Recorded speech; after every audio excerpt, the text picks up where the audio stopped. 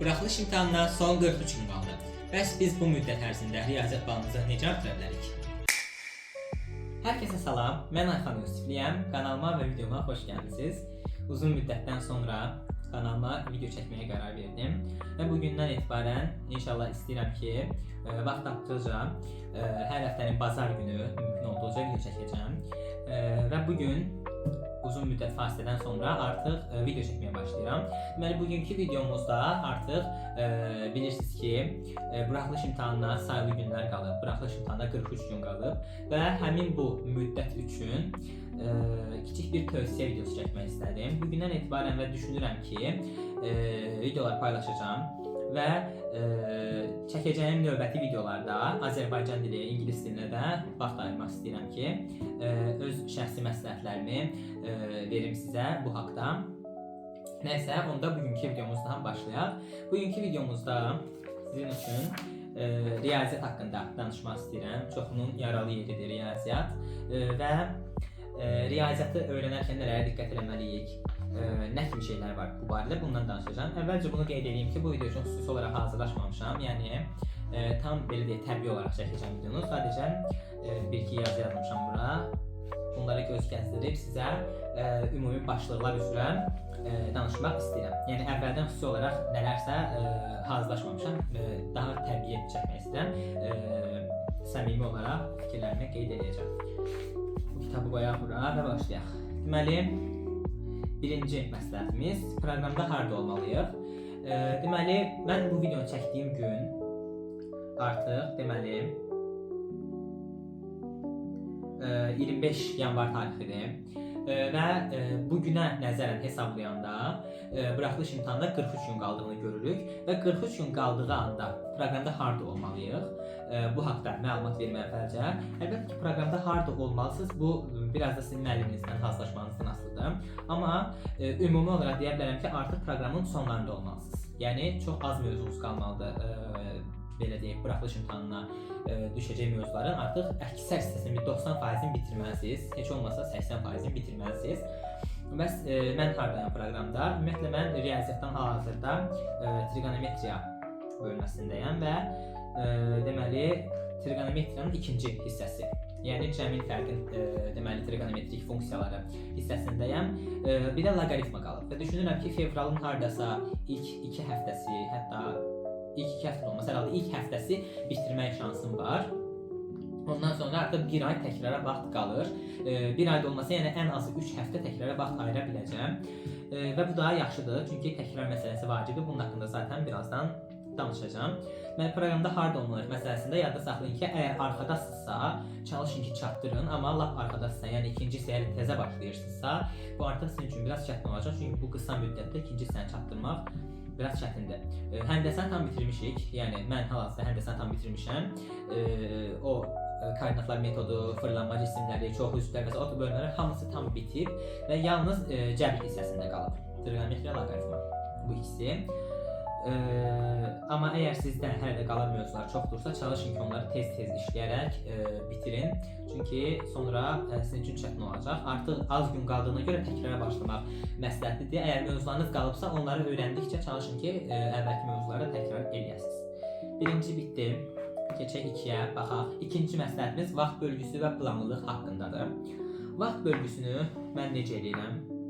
Əvvəl bunu qeyd edeyim ki, mən xüsusi olaraq bir bölgüdən istifadə eləmirəm. Yəni burada mən xüsusi belə deyək, öyrənərkən nəsə müddətlərə bölmürəm. Sadəcə olaraq belə qeyd edək ki, hazırlığıma uyğun olaraq deməli hazırlaşıram. Yəni həftədə məsələn bizə 2 və 4-cü günlər riyaziyyat olur və mən 1-3-cü günlər riyaziyyat işləyirəm əlbəttə ki. Bəzən elə olur ki, məsələn bazar günü də riyaziyyat yazıram ki, 2-ci günə kimi çatsın.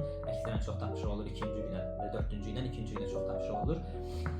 Ona görə bazar günü bir hissəsini yazıram ki, sonra üst-üstə düşməsin və çalışın ki, bu müddət ərzində riyaziyyata vaxt biraz daha çox ayırın. Mən belə deyərdim. Məsələn, Azərbaycan dili, ingilis dili, riyaziyyatdır bir-iki buraxılış imtahanında və bunlardan indi ingilis dili xarici olaraq nəzərə tuturam, bəzən də rus dilidir və bunların Azərbaycan dili və ingilis dilinə mən nisbətən az vaxt ayırıram. Yəni riyaziyyata bir xeyli vaxtım gedir, həm də birinci qrupam. bunun haqqında da ayrıca video çəkəcəm. Yəni sırf qrup üzrə necə hazırlaşmaq lazımdır riyaziyyat, fizika və informatikaya görə. Bunu amma hələlik düşünmürəm, çünki hələlik buraxılışa hazırlaşmaq lazımdır. Və nəysə və buna diqqət edin ki, vaxt bölgüsündə əsasən bir fənni bir müddət eləməyib, sonra başqa bir müddət ancaq onu eləmək kimi bir şey eləməyin, bunu tövsiyə eləmirəm. Çalışın ki, həftə ərzində hər bir fənnə vaxt ayırasınız. Hazırlığa gedirsə, əlbəttə ki, yəni həftə üzrə bütün fənlər demək olar ki, hazırlaşırsınız zaten, amma özünüz hazırlaşırsınızsa, belə bir hal varsa, vaxt bölgü zamanı bundan əsasən fikir verin və çalışın ki, hər həftəyə, hər bir həftənin daxilində bütün fənlərə vaxt ayıra biləsiniz. Çünki boşluq qalmasın, sonra sizin üçün çətin olacaq. Bu da getdi. Keçirik üçüncü məsələyə. Üçüncü məsələmiz vəsait məsələsidir. Ümumiyyətlə, bəs vəsait olaraq nələrdən istifadə eləməliyik? Vəsait olaraq, bildiyimiz kimi zaten biz din imtahanını verəcəyimizə görə din vəsaitləri birinci növbədə gəlməlidir. Məşhur, yəni test topları burada vacibdir. Birinci hissə, ikinci hissə test topları, hal-hazırda bunları bura qoymuşam mən. Birinci test toplusu 2025 nəşrlər çıxdı bunların, lakin mən 2023 işləyirəm hələ də. Biz məsləhət elədik ki, 2025 üçün o qədər də ehtiyac yoxdur. İkinci hissə 2023. Niyə 2025-ə keçmədik? Biz yalnız informatikadan 2025 topluya keçmişik, oradan işləyir. Çünki orada ehtiyac var idi, az idi material 2023 nəşrində. Lakin riyaziyyatdan o qədər də vacib deyil. 11-ci sinifsinizsə bu il və deməli, əvvəldən belə deyək də hazırlaşmışsınızsa, artıq 2025-ə o qədər ehtiyac yoxdur. Əvvəldən sizdə 2023 nəşri varsa, elə ondan işləyin, o qədər ciddi bir fərq yaranan deyil. Çünki kitabın özündə də ciddi fərqlər yoxdur. Bəzi bölmələrdə ola bilər, belə deyək, böyük fərqlər olsun, amma əksərən yəni tam bəs eləyir. Tam olaraq, yəni maksimum bal yapmağa bəs eləyəcək sizə 2023 nəşrlər özləri də.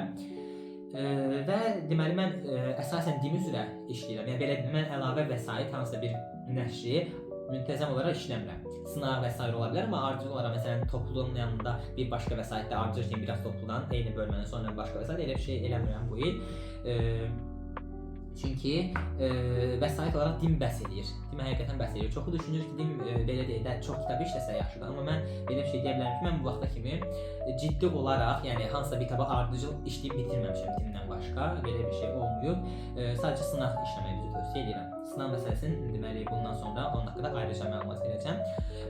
Və buna görə də yəni vəsaitdə əsasən din vəsaitlərinə üstünlük verim. Bir də yeni çıxan, lap yeni olmasa da, yəni əvvəllər olmayıb da bilirsiniz son illərdə 20 sınaq kitabları çıxır və 20 sınaq buraxılış kitabını tövsiyə edirəm. Lakin belə bir şey var ki, 20 sınaq riyaziyyatdan deməli çətindir. Riyaziyyat dedim, üzr istəyirəm, bütün fənlər ümumiyyətlə çətindir.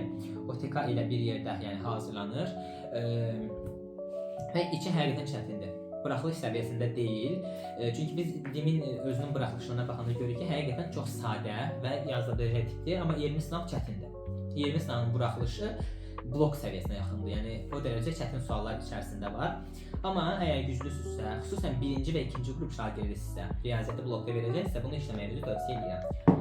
Amma əgər sırf buraxılışa hazırlaşırsınızsa, bu biraz ağır olacaq buraxılış üçün.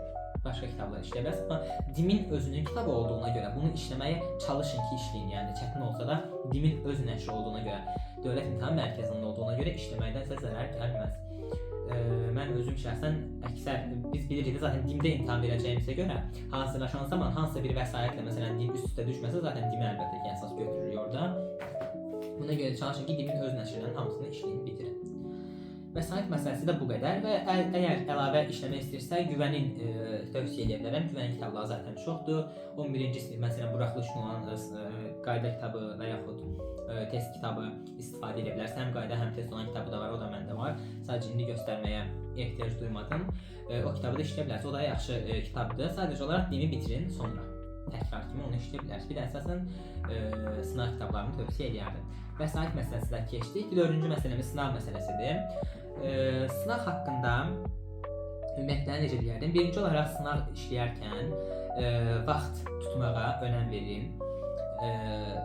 Düzün desəm mən özüm belə hər sınaq işində vaxt tutmuram, xüsusi olaraq fikir vermirəm də buna. Lakin buna fikir versə yaxşı olur. Məsələn, mən riyaziyyatda buna ehtiyac duymuram, çünki riyaziyyatda mən o qədər belə vaxtım uzanıb gedən suallar olmur. Riyaziyyat və ingilis dilini tez yazıram. Bəzən olur mətnlərdə çox vaxtım gedir mənim. Onda məsələn vaxtda xüsusi fikir verirəm ki, mətnlər mənim çox vaxt geri salır. Çünki məndə mətn işləmək haqqında danışacağam başqa videolarda inşallah fikrim var. Lakin mətnlər nəsə məndə səhv çıxsa mətnlərdən çıxır da. Yəni riyaziyyat ingiliscə maksimum olsa mətnlər biraz narahat edir. Deməli nəysə, sınaq məsələsinə qayıdaq. Sınaqlardan əsasən bildiyimiz kimi məşhur güvən sınaqları nisbətən məşhur, bir də hədəf sınaqları. Mən özüm hədəf sınaqlarına gedirəm. Güvəni isə əlavə sınaq kimi işləyirik məsələn sinifdə. Güvən sınaqları deməli sınaq kimi işləyir. Hədəf sınaqları isə bizim kursda özümüz hədəf sınaqları təşkil olunur və onlarda iştirak edirəm və hər hansı bir problem yoxdur. Yəni fərqi yoxdur. Hədəf güvən sınaq işləməyə çox vaxt ayırın. Həm sınaqlara gedin. Birinci məsləhətim budur ki, sınav haqqında sınaqları özünüz işləməkdən əlavə sınaqlara da gedin. Ödənişli sınaq imtahanlarına. Çünki həmin imtahanlar sizə imtahan belə deyək prosesini yaşatdığı üçün siz artıq dərdiş olacaqsınız. Amma heç sınağa getməmisinizsə, ya çox az getmişsinizsə, artıq sınağa gedəndə, daha doğrusu əsas timin imtahanına gedəndə o sizin üçün biraz fərqlilik yaradacaq. Bəlkə də belə deyək də evdə sakit işləmək ayrıdır, lakin gedib sınavda o vəziyyətdən işləmək, o həyəcan və s. biraz fərqlidir. Ona görə çalışın ki, bu tip sınavları da tez-tez iştirak eləyin. Və bir də sınaq kitabları. Sınaq kitabları isə dediyim kimi vəsaitlərdə dediyim kimi 20 sınaq kitablarını mən bütün kitablarını almışam. Yəni 3 buraxılış, 3 dənə blok hamısını alıb qoymuşam. Üstəlik heç birinə başlamamışam. Artıq daha doğrusu Azərbaycan dilinə başlamışıq, o birlər qalıb. Onlara da artıq riyaziyyat ingiliscə də artıq 1-2 günə başlayacağıq. Belə, əsasən dimin sınavlarını bitirin, sonra da digər sınaq kitablarında işləyin. Bu da önəmlidir. Çünki sınaq işləmək, mövzu sınağı, belə deyək, sınaq işləmək hansı bir mövzunu, sırf bir mövzunu işləməkdən daha faydalıdır. Bu sizə ümumi olduğuna görə biraz elə ümumiləşdirməkdə kömək edir. Xüsusilə də məsələn riyaziyyatda bu önəmlidir. Çünki belə deyək də, riyaziyyatda bilirik ki, bölmə sayı bir xeyli bölməmiz var. Yəni növ olaraq fərqli bölmələri var və bunlara aid sınaq işlədikdə, ümumi sınaqları çox işlədikdə artıq sizdə o vərdiş halını alır və hər sual tipinə artıq hazır olur. Buna görə çalışın ki, sınavlarda işləyin. Lakin mövzunu bitirdikdən sonra eləməyə diqqət edin. Və keçirik sonuncu, 5-ci şəxsi məsləhətlər. Şəxsi məsləhətlərdən nədən danışmaq istəyirəm? Burada əsasən telefondur, yuxu rejimidir, bu kimi şeylərdən də qısaca məlumat verim. Buraxılış imtahanına deməli biz yaxınlaşırıq artıq və bu sırf riyaziyyata aid olmayacaq, biraz ümumi olacaq. Deməli bu müddət ərzində məşhur fikirdir ki, telefonu azaltmaq lazımdır, bu vacibdir. Amma özümdən də deyə bilərəm ki, yəni səmimi olduğuma görə bu videoda demək istəyirəm ki, yəni telefona məsələn mən də özüm bəzən elə olur ki, məsələn sabahsı gün bizim hazırlığımız olmayanda, məsələn bir hazırlıq yoxdur, boşam bütün gün, məktəbdə yoxdur, kursda yoxdur. Həmin günlərdə telefona çox baxıram. Özüm azaltmaya çalışsam da yenə də alınmır. Çünki o məsuliyyət olmayan adamın üstündə biraz şey olur. Nə qədər çalışsam da axı baxıram. Yəni səmimi olaraq bunu deyirəm. Lakin yenə də nəticələrim yenə də yüksək olur. Bunu tövsiyə kimi qeyd edirəm ki, siz də çalışın ki, belə deyək. Telefonu azalda bilmirsə, sıfıra düşürmək zaten qeyri-mümkündür. Çünki ehtiyac olur da, yəni də insan istifadə eləməlidir müəyyən məqsədlər üçün.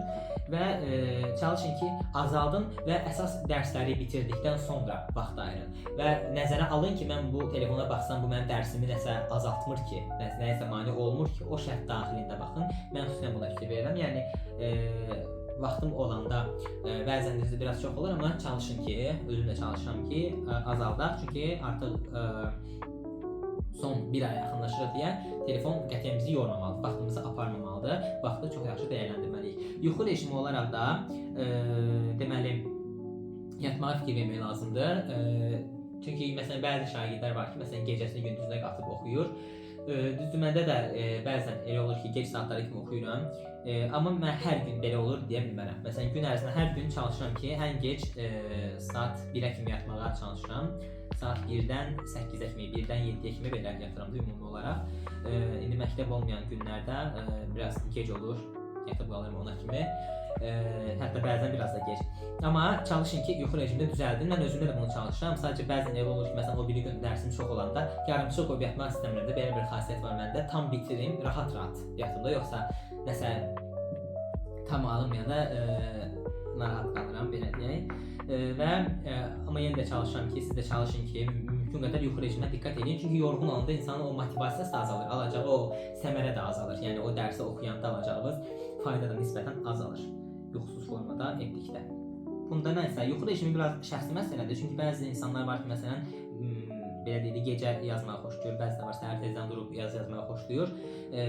Məndə gecə yazmaq daha belə deyim faydalı olur. Çünki mən səhər tezdən durub dərs yazanda o motivasiya məndə olmur. Və gecə yazanda buraxsalar yəni yazaram özüm üçün saat 3-ə, 4-ə, 5-ə kimi yazaram. Lakin əlbəttə ki, yatmaq da lazımdır. Çünki o yatmasaq ümumi olaraq o bizə pis təsir göstərir.